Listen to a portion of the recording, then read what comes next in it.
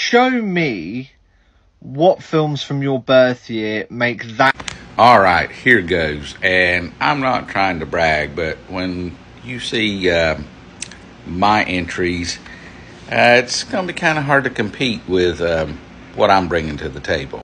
So, first we have the Sugarland Express, which is the directorial debut of just somebody named Steven Spielberg.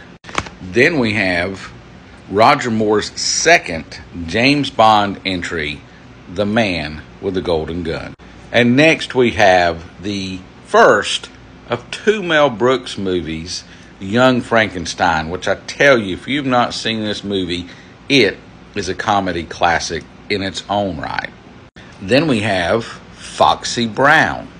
What else can I say about this one?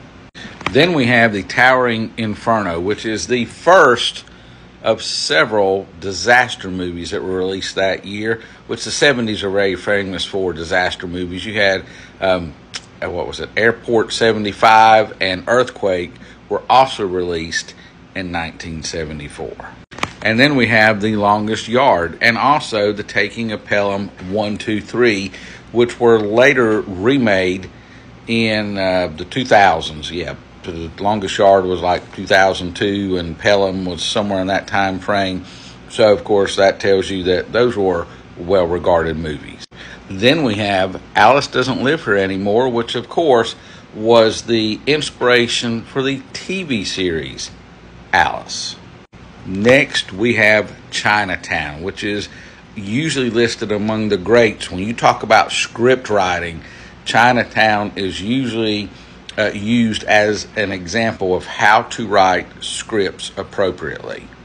Then we have the release of one of just the all-time great horror movies ever, the original Texas Chainsaw Massacre. Now, my final two, it's hard to top these final two in just about any year or any genre. So hang on one second and see if you can top these final two. All right, the next one is the last Mel Brooks film that is on this list, and that is Blazing Saddles, a movie that many people say could not be made today, but is considered an all-time comedy classic. And finally, what many consider to be one of the greatest, if not the greatest sequel ever, The Godfather Part 2.